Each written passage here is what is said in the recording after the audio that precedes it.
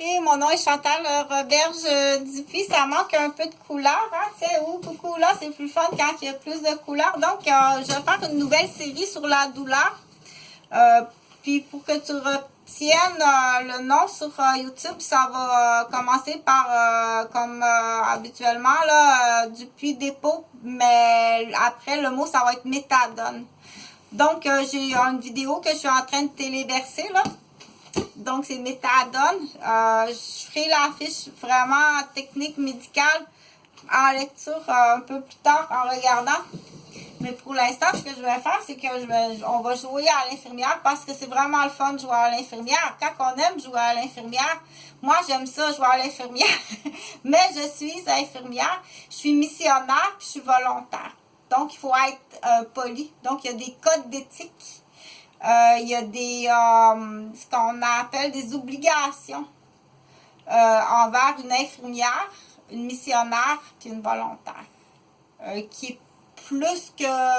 C'est juste without, ce qu'on n'a pas le droit de faire, et l'obligation, ce que tu es obligé de faire. OK? Donc, bien entendu, à tout ce qu'on dit, tout ce que si quelqu'un a fait quelque chose que tu n'as pas le droit de faire à une infirmière, missionnaire, volontaire, il y a des accusations. Donc, on a trouvé la bébête à cache, on l'appelle la bébête à cache.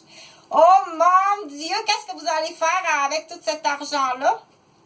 Donc, oui, il va y avoir un partage. Je pense qu'il y a des victimes qui n'ont pas... il y en a beaucoup des victimes. Donc, c'est des dossiers très lourds. Il y a des victimes qui ont pas de recours à poursuivre leur criminel. Et j'espère pour bientôt avoir les dédommagements. Les dossiers sont tous là. Il va y avoir, bien entendu, un partage qu'on dit, ça sera calculé plus tard. Là. Fait que ça peut motiver, là, ça peut motiver. Hein. Donc, cette série de vidéos-là, je l'ai commencé tantôt, là, c'est la partie 2. J'ai parlé de Stéphanie. Il va y avoir l'histoire de cas de Stéphanie.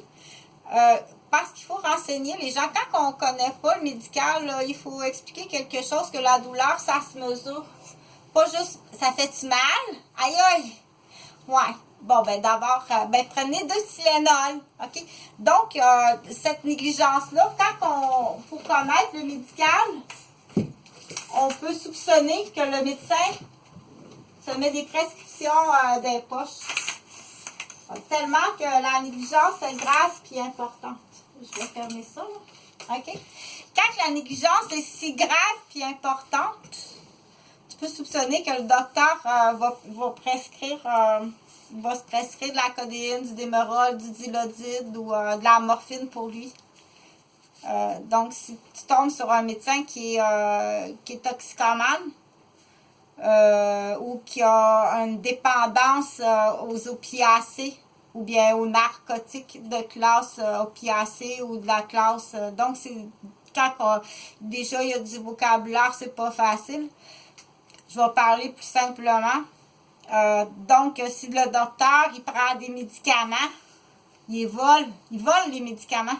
C'est pas Stéphanie qui a les médicaments, il les vole. Il les met dans sa poche. Mais au Québec, la façon que ça fonctionne, c'est qu'il va le prescrire. Il y en a 2. Celle-là, ici, là, celle qui donne la partie qui donne aux parents de Stéphanie, là, c'est pas assez pour la maladie, puis les blessures, puis la douleur.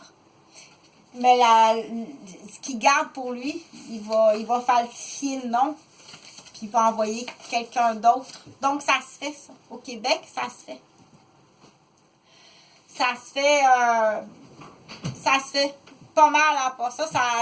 Le monde qu'on appelle la mafia médicale, elle est très, très élevée et ça coûte très cher. Ça coûte extrêmement cher. Puis les gens qui sont blessés ou malades souffrent beaucoup ou sont mal soignés. OK?